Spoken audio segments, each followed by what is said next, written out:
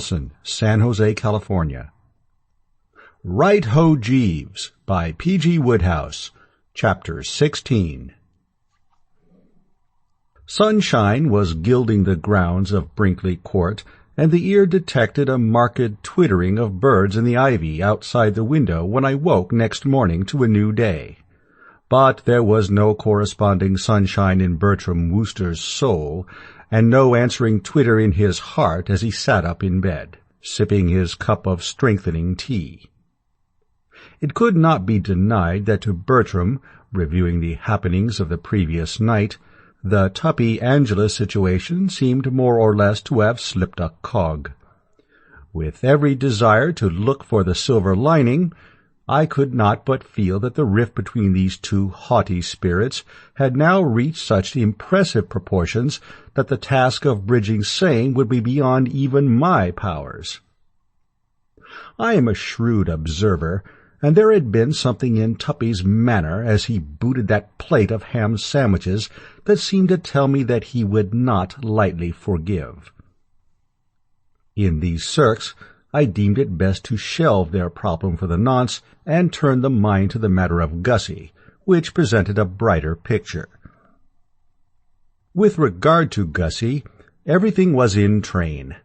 Jeeves's morbid scruples about lacing the chap's orange juice had put me to a good deal of trouble, but I had surmounted every obstacle in the old Wooster way. I had secured an abundance of the necessary spirit, and it was now lying in its flask in the drawer of the dressing-table. I had also ascertained that the jug, duly filled, would be standing on a shelf in the butler's pantry round about the hour of 1. To remove it from that shelf, sneak it up to my room, and return it, laced, in good time for the midday meal would be a task calling, no doubt, for address, but in no sense an exacting one. It was with something of the emotions of one preparing a treat for a deserving child that I finished my tea and rolled over for that extra spot of sleep which just makes all the difference when there is man's work to be done and the brain must be kept clear for it. And when I came downstairs an hour or so later, I knew how right I had been to formulate this scheme for Gussie's bucking up. I ran into him on the lawn, and I could see at a glance that if ever there was a man who needed a snappy stimulant, it was he. All nature, as I have indicated, was smiling, but not Augustus Finknottle. He was walking round in circles, muttering something about not proposing to detain us long, but on this auspicious occasion feeling compelled to say a few words. "Ah, Gussie," I said, arresting him as he was about to start another lap. "A lovely morning, is it not?" Even if I had not been aware of it already, I could have divined from the abruptness with which he damned the lovely morning that he was not in merry mood. I addressed myself to the task of bringing the roses back to his cheeks. "I've got good news for you, Gussie." He looked at me with a sudden sharp interest. "Has Market Snodsbury Grammar School burned down?" "Not that I'm aware of." "Have mumps broken out? Is the place closed on account of measles?" "No, no." "Then what do you mean you've got good news?" I endeavored to soothe. "You mustn't take it so hard, Gussie. Why worry about a laughably simple job like distributing prizes at a school?" "Laughably simple, eh? Do you realize I've been sweating for days and haven't been able to think of a thing to say yet, except that I won't detain them long?" "You bet I won't detain them long. I've been timing my speech, and it lasts 5 seconds. What the devil am I to say, Bertie? What do you say when you're distributing prizes?" I considered. Once at my private school, I had won a prize for scripture knowledge, so I suppose I ought to have been full of inside stuff. But memory eluded me. Then something emerged from the mists. "You say the race is not always to the swift." "Why?" "Well, it's a good gag. It generally gets a hand." "I mean, why isn't it? Why isn't the race to the swift? Ah, there you have me. But the nibs say it isn't. But what does it mean? I take it's supposed to console the chaps who haven't won prizes. What's the good of that to me? I'm not worrying about them. It's the ones that have won prizes that I'm worrying about, the little blighters who will come up on that platform. Suppose they make faces at me. They won't. How do you know they won't? It's probably the first thing they'll think of. And even if they don't... Bertie, shall I tell you something? What? I've a good mind to take that tip of yours and have a drink. I smiled. He little knew about summed up what I was thinking. Oh, you'll be all right, I said. He became fevered again. How do you know I'll be all right? I'm sure to blow up in my lines. Tush! Or drop a prize. Tut! Or something. I can feel it in my bones. As sure as I'm standing here, something is going to happen this afternoon which will make everybody laugh themselves sick at me. I can hear them now, like hyenas. Bertie! Hello?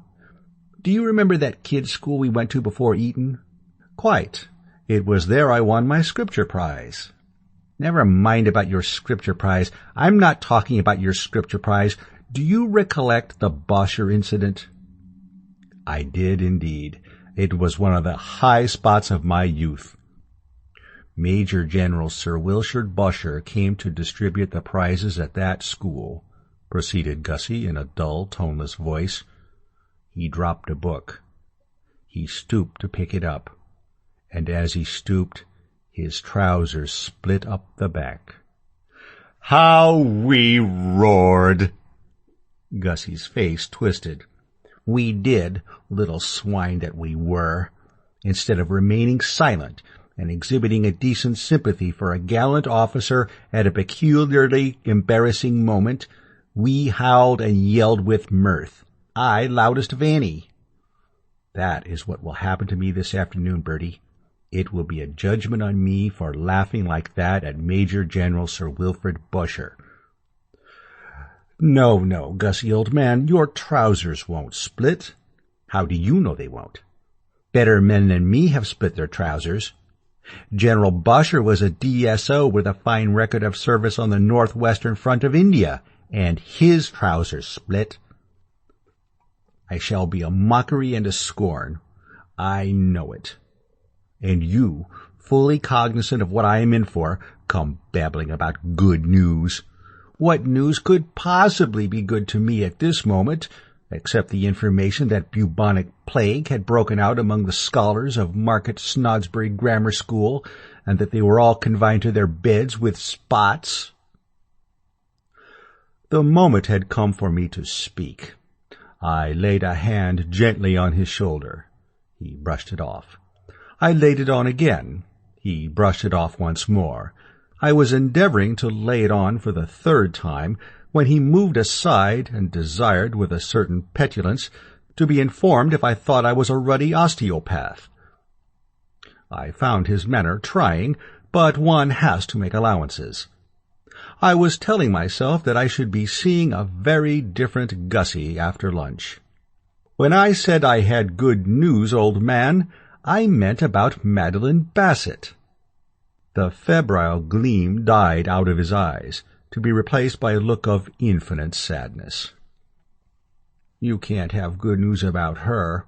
I've dished myself there completely. Not at all. I am convinced that if you take another whack at her, all will be well.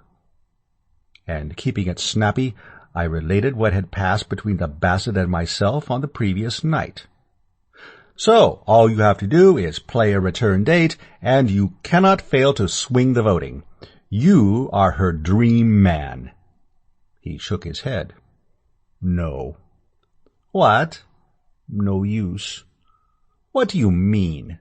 Not a bit of good trying. But I tell you, she said in so many words. It doesn't make any difference. She may have loved me once. Last night will have killed all that. Of course it won't. It will. She despises me now. Not a bit of it. She knows you simply got cold feet. And I should get cold feet if I tried again. It's no good, Bertie. I'm hopeless. And there's the end of it. Fate made me the sort of chap who can't say boo to a goose. It isn't a question of saying boo to a goose. The point doesn't arise at all. It is simply a matter of, I know, but it's no good. I can't do it. The whole thing is off. I am not going to risk a repetition of last night's fiasco. You talk in a light way of taking another whack at her, but you don't know what it means. You have not been through the experience of starting to ask the girl you love to marry you, and then suddenly finding yourself talking about the plum-like external gills of the newly born newt. It's not a thing you can do twice. No, I accept my destiny. It's all over. And now, Bertie, like a good chap, shove off. I want to compose my speech. I can't compose my speech with you mucking around. If you're going to continue to muck around, at least give me a couple of stories. The little hellhounds are sure to expect a story or two. Do you know the one about? No good. I don't want any of your off-color stuff from the drone smoking room. I need something clean, something that will be a help to them in their afterlives. Not that I care a damn about their afterlives, except that I hope they'll all choke. I heard a story the other day. I can't quite remember it, but it was about a chap who snored and disturbed the neighbors. And it ended, "It was his adenoids that adenoid them." He made a weary gesture. You expect me to work that in, do you? Into a speech to be delivered to an audience of boys, every one of whom is probably riddled with adenoids? Damn it, they'd rush the platform. Leave me, Bertie. Push off. That's all I ask you to do. Push off. Ladies and gentlemen, said Gussie in a low, soliloquizing sort of way, I do not propose to detain this auspicious occasion long. It was a thoughtful Wooster who walked away and left him at it. More than ever, I was congratulating myself on having had the sterling good sense to make all my arrangements so that I could press a button and set things moving at an instant's notice. Until now, you see, I had rather entertained a sort of hope that when I had revealed to him the Bassett's mental attitude, nature would have done the rest, bracing him up to such an extent that artificial stimulants would not be required. Because, naturally, a chap doesn't want to have to sprint about country houses lugging jugs of orange juice unless it is absolutely essential. But now I saw that I must carry on as planned. The total absence of pep, ginger, and the right spirit which the man had displayed during these conversational exchanges convinced me that the strongest measures would be necessary. Immediately upon leaving him, therefore, I proceeded to the pantry, waited till the butler had removed himself elsewhere, and nipped in and secured the vital jug. A few moments later, after a wary passage of the stairs, I was in my room. And the first thing I saw there was Jeeves, fooling about with trousers. He gave the jug a look which, wrongly as it was to turn out, I diagnosed as censorious. I drew myself up a bit. I intended to have no rot from the fellow. "Yes, Jeeves?" "Sir?" "You have the air of one about to make a remark, Jeeves." "Oh, no, sir. I note that you are in possession of Mr. Finknoddle's orange juice. I was merely about to observe that, in my opinion, it would be injudicious to add spirit to it." "That is a remark, Jeeves, and it is precisely because I have already attended to the matter, sir." "What?" "Yes, sir, I decided, after all, to acquiesce in your wishes." I stared at the man, astounded. I was deeply moved. Well, I mean, wouldn't any chap who had been going about thinking that the old feudal spirit was dead, and then suddenly found out it wasn't, have been deeply moved? "Jeeves," I said, "I am touched." "Thank you, sir." "Touched and gratified." "Thank you very much, sir." "But what caused this change of heart?" "I chanced to encounter Mr. Finknottle in the garden, sir, while you were still in bed, and we had a brief conversation." "And you came away feeling that he needed a bracer?" "Very much so, sir. His attitude struck me as defeatist." I nodded. "I felt the same. Defeatist sums it up to a nicety. Did you tell him his attitude struck you as defeatist?" "Yes, sir." "But it didn't do any good?" "No, sir." "Very well, then, Jeeves, we must act. How much gin did you put in the jug?" "A liberal tumblerful, sir." "Would that be a normal dose for an adult defeatist, do you think?" "I fancy it should prove adequate, sir." "I wonder. We must not spoil the ship for a ha'porth of tar. I think I'll add just another fluid ounce or so." "I would not advocate it, sir, in the case of Lord Brancaster's parrot." "You are falling into your old error, Jeeves, of thinking that Gussie is a parrot. Fight against this. I shall add the ounce." "Very good, sir." "And by the way, Jeeves, Mr. Finknottle is in the market for bright, clean stories to use in his speech. Do you know any?" "I know a story about 2 Irishmen, sir." "Pat and Mike?" "Yes, sir." "Who were walking along Broadway?" "Yes, sir." "Just what he wants. Any more?" "No, sir." "Well, every little bit helps. You had better go and tell it to him." "Very good, sir." He passed from the room, and I unscrewed the flask and tilted into the jug a generous modicum of its contents. And scarcely had I done so when there came to my ears the sound of footsteps without. I had only just time to shove the jug behind the photograph of Uncle Tom on the mantelpiece before the door opened and in came Gussie, curveting like a circus horse. "What ho, Bertie," he said. "What ho, what ho, what ho, and again what ho. What a beautiful world this is, Bertie. One of the nicest I ever met." I stared at him speechless. We Woosters are as quick as lightning, and I saw at once that something had happened. I mean to say, I told you about him walking around in circles. I recorded what passed between us on the lawn, and if I portrayed the scene with anything like adequate skill, the picture you will have retained of this Finknottle would have been that of a nervous wreck, sagging at the knees, green about the gills, and picking feverishly at the lapels of his coat in an ecstasy of craven fear. In a word, defeatist. Gussie, during that interview, had, in fact, exhibited all the earmarks of one licked to a custard. Vastly different was the Gussie who stood before me now. Self-confidence seemed to ooze from the fellow's every pore. His face was flushed, there was a jovial light in his eyes, the lips were parted in a swashbuckling smile, and when, with a genial hand, he sloshed me on the back before I could sidestep, it was as if I had been kicked by a mule. "Well, Bertie," he proceeded, as blithely as a linnet without a thing on his mind, "you will be glad to hear that you were right. Your theory has been tested and proven correct. I feel like a fighting cock." My brain ceased to reel. I saw all.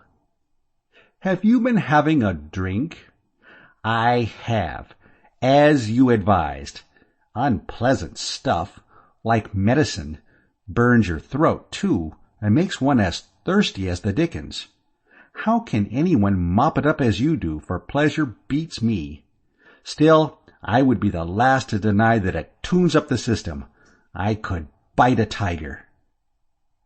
"What did you have?" "Whiskey. At least that was the label on the decanter, and I have no reason to suppose that a woman like your aunt, staunch, true blue British, would deliberately deceive the public. If she labels her decanters whiskey, then I consider that we know where we are." "A whiskey and soda, eh?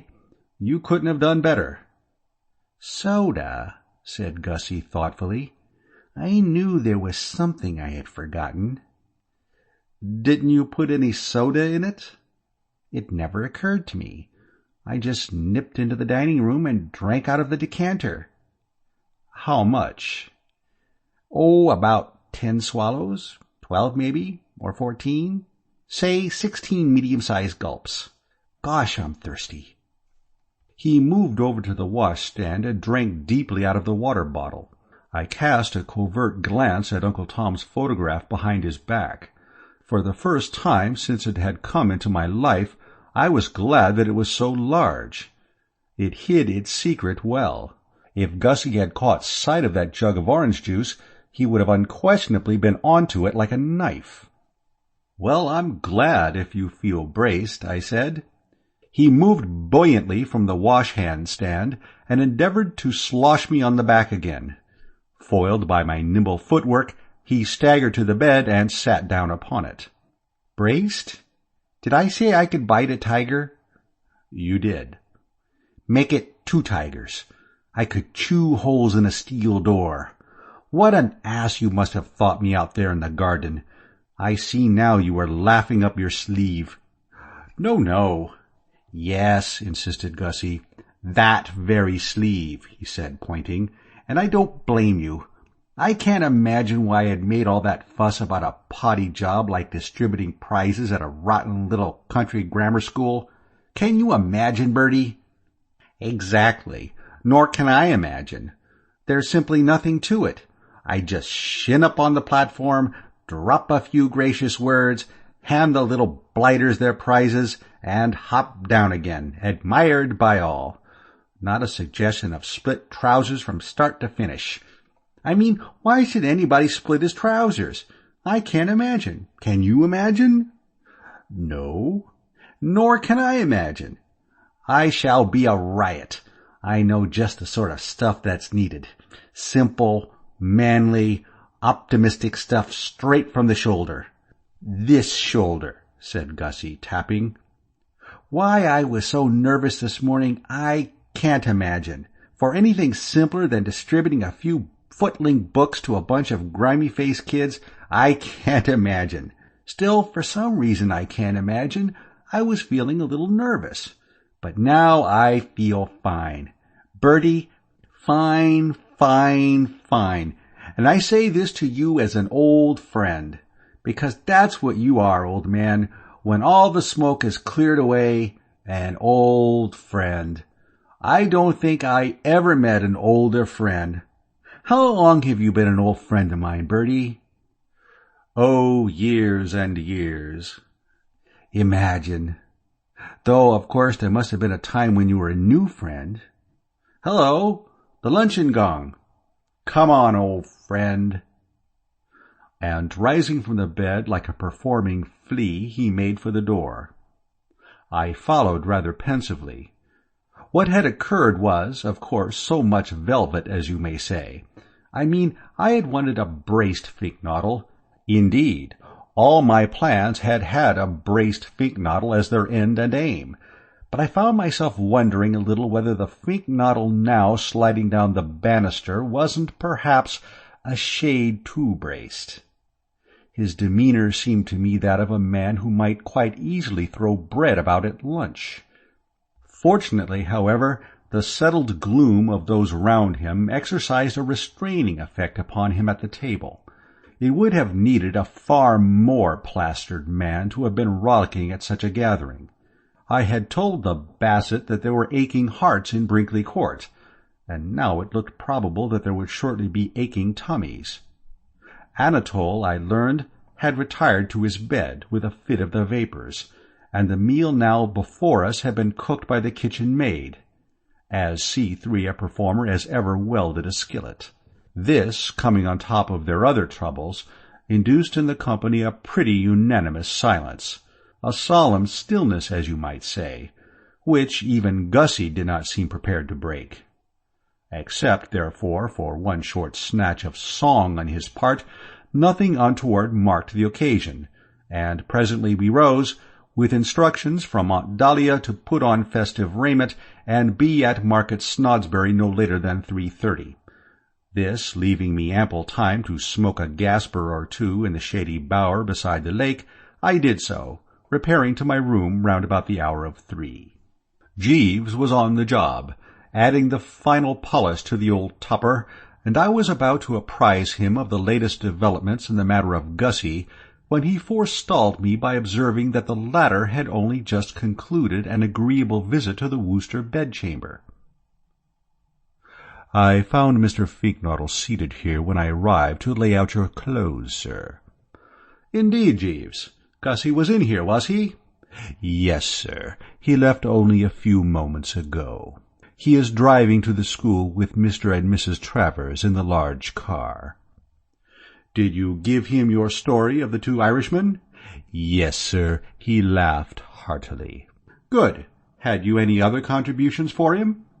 "I ventured to suggest that he might mention to the young gentleman that education is a drawing out, not a putting in. The late Lord Bancaster was much addicted to presenting prizes at schools, and he invariably employed this dictum." "And how did he react to that?" "He laughed heartily, sir." "This surprised you, no doubt. This practically incessant merriment, I mean." "Yes, sir." "I thought it odd in one who, when you last saw him, was well up in the Group A of the defeatists." "Yes, sir." "There is a ready explanation, Jeeves. Since you last saw him, Gussie has been on a bender. He is as tight as an owl." "Indeed, sir." "Absolutely.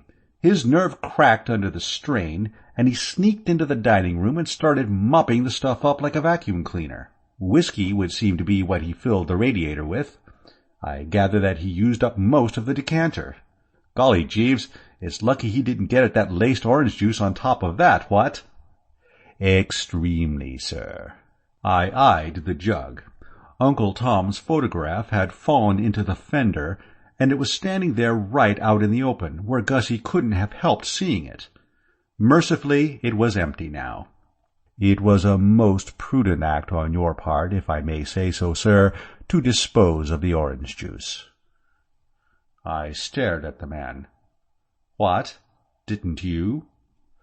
"No, sir." "Jeeves, let us get this clear. Was it not you who threw away that O.J.? "No, sir. I assumed when I entered the room and found the pitcher empty that you had done so." We looked at each other awed. 2 minds with but a single thought. "I fear very much, sir." "So do I, Jeeves." "It would seem almost certain." "Quite certain. Weigh the facts. Sift the evidence. The jug was standing on the mantelpiece for all eyes to behold. Gussie had been complaining of thirst. You found him in here, laughing heartily. I think that there can be little doubt, Jeeves, that the entire contents of that jug are at this moment reposing on top of the existing cargo in that already brilliantly lit man's interior. Disturbing, Jeeves." "Most disturbing, sir." "Let us face the position, forcing ourselves to be calm. You inserted in that jug, shall we say, a tumblerful of the right stuff." "Fully a tumblerful, sir." "And I added of my plenty about the same amount." "Yes, sir." "And in 2 shakes of a duck's tail, Gussie, with all that lapping about inside him, will be distributing the prizes at Market Snodsbury Grammar School before an audience of all that is fairest and most refined in the county." "Yes, sir." "It seems to me, Jeeves, that the ceremony might be one fraught with considerable interest." "Yes, sir." "What, in your opinion, will the harvest be?" One finds it difficult to hazard a conjecture, sir. You mean imagination boggles? Yes, sir. I inspected my imagination. He was right. It boggled. End of chapter 16.